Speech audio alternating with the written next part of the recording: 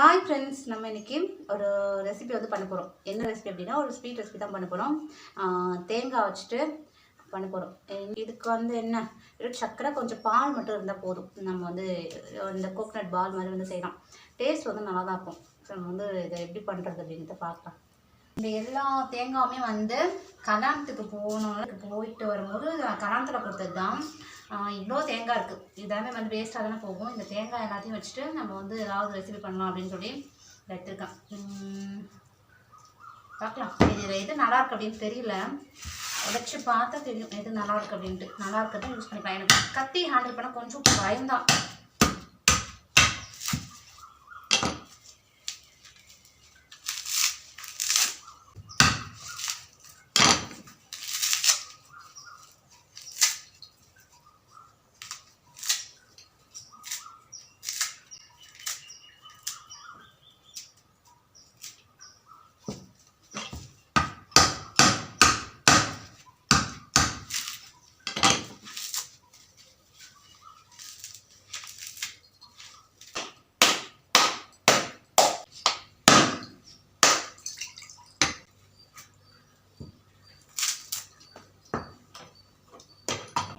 கடகடன்ட்டு cut பண்ணி போட்டு மறைச்சிக்கலாம்.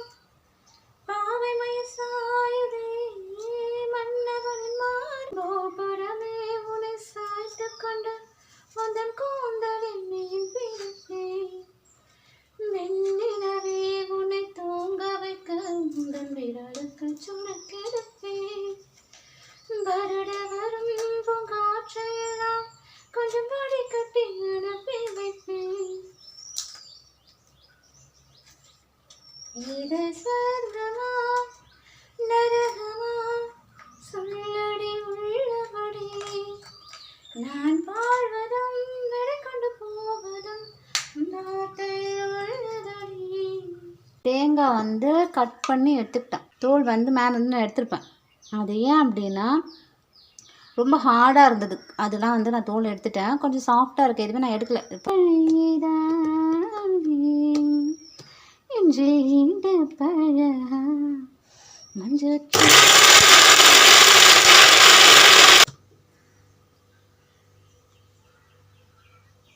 இந்த அளவுக்கு நமக்கு நல்லா வந்து பொடியாக வந்து கட்டாயிருக்கு. ஸோ இந்த அளவுக்கு வந்து நம்ம அரைக்கணும். இந்த அளவுக்கு பொடியாக இருக்கணும். அப்போ தான் நமக்கு செய்கிறதுக்கு ஸ்வீட் வந்து கரெக்டாக நல்லா வரும். பாத்திரம் நல்லா சூடாயிடுச்சா இந்த டைமில் வந்து நான் சிம்மில் வச்சுக்கிறேன். அடுப்பு சிம்மில் வச்சுட்டு அதுக்கப்புறம் இந்த அரைச்ச தேங்காய் இருக்கு இல்லையா, அதை நான் எல்லாத்தையுமே வந்து போட்டுக்கிறேன். வானலில் போட்டுட்டு கை விடாமல் கிளறிக்கிட்டே இருக்கணும். அப்போ தான் வந்து இந்த தேங்காயில் இருக்கக்கூடிய அந்த ஈரப்பதம் எல்லாமே நமக்கு போகும்.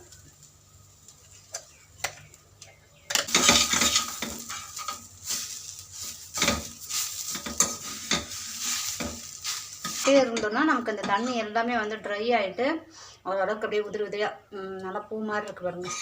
இது காய்ச்சாத பால். இது சரி வந்து நான் ஊற்றிட்டேன்.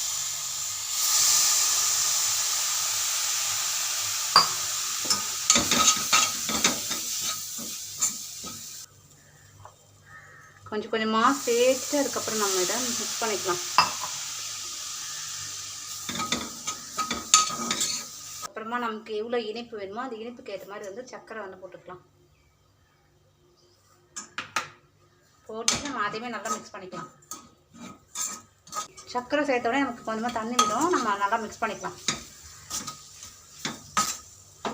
சர்க்கரை வந்து நல்லா கரையணும். அது வரைக்கும் மிக்ஸ் பண்ணிவிட்டு அதுக்கப்புறமா இதை ஆற வச்சுட்டு நம்ம வந்து உருண்டை வந்து பிடிச்சிக்கலாம். அவ்வளோதான். இப்போ நான் வந்து அடுப்பு ஆஃப் பண்ணிடுறேன். எல்லாத்தையுமே நான் வந்து உருண்டை பிடிச்சிக்கிறேன். ஓரளவுக்கு நல்லா ஆறிடுச்சு.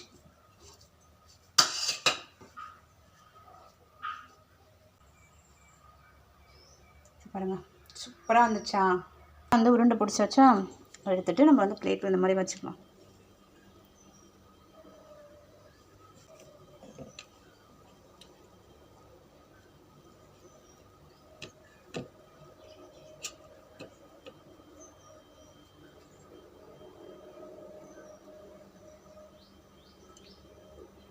தேங்காய், சர்க்கரை, பால் இது மட்டும் வச்சு சூப்பராக வந்து நம்ம ஒரு ஸ்வீட் செஞ்சுருக்கோம். எப்படி இருக்குன்னு சாப்பிட்டு பார்க்கலாமா?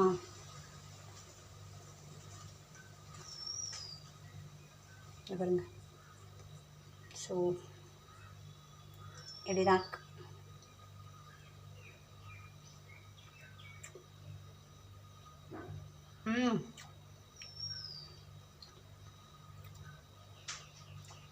உண்மையாகவே சூப்பராக இருக்குது, வேறு லெவலில் இருக்குது. கண்டிப்பாக நீங்கள் ட்ரை பண்ணி பாருங்கள், அதுவும் நல்லாயிருக்கு. இது வந்து தேங்காய் வச்சு ஃபுல்லாகவே தேங்காய் மட்டும்தான் வச்சு பண்ணியிருக்கோம் அப்படின்னு சொன்னால் யாருமே நம்ப மாட்டாங்க.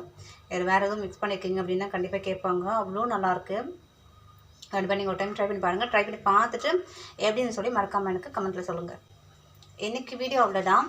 ஸோ இன்னொரு வீடியோவில் பார்க்கலாம். அது வரைக்கும் பாய்.